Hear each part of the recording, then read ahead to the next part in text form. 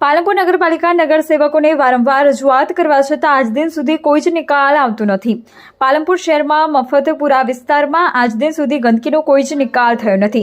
મફતપુરાના રહીશો વર્ષોથી પાલનપુર કચરાના ડમ્પિંગ સાઇટનો સામનો કરતા આવ્યા છે। મફતપુરા વિસ્તારના લોકો વર્ષોથી ગંદકીનો સામનો કરતા આવ્યા છે। મફતપુરાના વિસ્તારોની ગટરનું પાણી ઉભરાતા લોકોના ઘરમાં ગટરનું પાણી ફરી વળ્યું। પાલનપુર નગરપાલિકાના નગરસેવકોને વારંવાર રજૂઆતો કરવા છતાં આજ દિન સુધી કોઈ જ નિકાલ આપતો નથી। રજૂઆત કરવી તો કરવી કોને? મફતપુરામાં ગંદકીનો વર્ષોથી સાંભળાઈ જાય છે।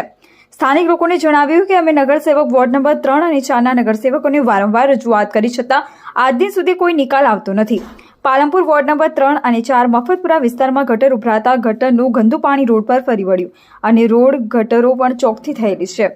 ઉપર ઠેર ઠેર કચરો જોવા મળે તથા રોડ પર આવતા જતા સ્થાનિક રહીશોને ખૂબ તકલીફોનો સામનો કરવો પડી રહ્યો છે, જેથી અવારનવાર નગરપાલિકાના ચૂંટાયેલા કોર્પોરેટર અને નગરપાલિકાને અનેક વખત રજૂઆતો કરવા છતાં પણ કોઈ સમસ્યાનો નિકાલ લાવી શક્યા નથી, જેથી સ્થાનિક રહીશોએ મુશ્કેલીનો સામનો કરવો પડે છે। અહેવાલ સોએબ બેલીમ, પાલનપુર।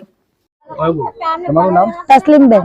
શું પ્રોબ્લેમ છે તમારે અહીંયા? ગટરોની ભાઈ પાણી આવે તો એ લોકો ગટરના અંદર કચરો નાખીને બંધ કરી દે તો પાણી ક્યાં જશે કે રોડ ઉપર પાણી બધું જ પાણી રોડ ઉપર જાય। ગટર સાફ કરવાવાળા કોઈ આવતા નહીં।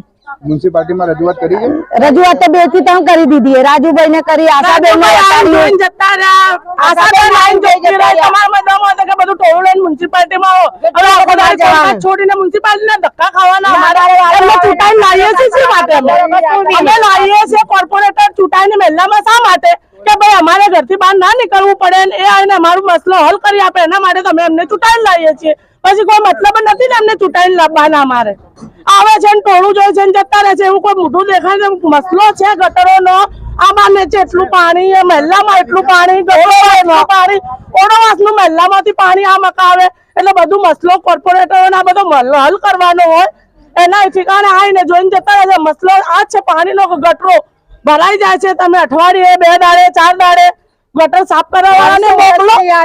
હા, ટાઈમ તો તમે ગટર સાફ કરવા वाला આવે તો ઢગલા કરીને જતા રહે। गटर साफ करके भी आते हैं तो गटर काट के भी बाहर रख के चले जाते हैं। कोई सुविधा ही नहीं इस तरह की।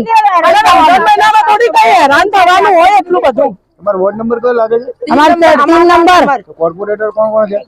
आशाबेन, राजूभाई। બે જ છે? हाँ, 2। અને પેલે બી હે ને 4 नंबर में अबरार भाई है, नहीं राजू भाई भी 4 नंबर में है ना। राजू मंसूरी क्या नाम है इनका? मोहम्मद भाई। મંસૂરી हाँ, ये तो મોહમ્મદ। कुछ ना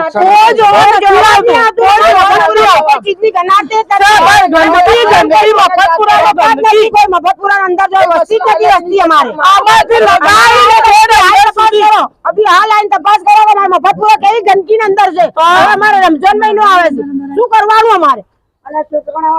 વોટિંગ લેવા હોય તો રિક્ષા લઈને વોટ વાસ્તે આવો, ચલો વોટ આપી દો, વોટ આપી દો। શું વોટ જ આપવાના? તમારે અમારે કોઈ સહુલિયત કરવાની જ નહીં। તો તમે કયા કોર્પોરેટરને વાત કરી હતી સાફ સફાઈ માટે? આશાબેન ને કરી, આપણે राजूभाई आके देखे गए। મોહમ્મદભાઈ ને કરી, બધાને વાત કરી। પછી કઈ ઓટોને ફોન મત કરો, ઓટો ફોન મત કરો। શું મર્દોને બોલાઈએ?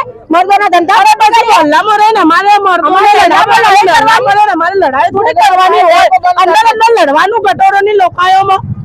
આ બધું કોમ કોર્પોરેટરોનું ને ચૂંટાઈને આવ્યો ને એમનું હોય, કોઈ મહેલાની ઓરતોનું નથી હોતું। ઓડોવાસનું પાણી અમારા મહેલામાં આવે છે। ઓડોવાસનું પાણી પાણી બંધ કરવા જાય તો ગટર ભરાય તો કે પાણી બંધ કરી દો તો વાપરવાનું શું? ગટરોનો નિકાલ કરો ને તમે ચૂંટાઈને આવ્યા હો।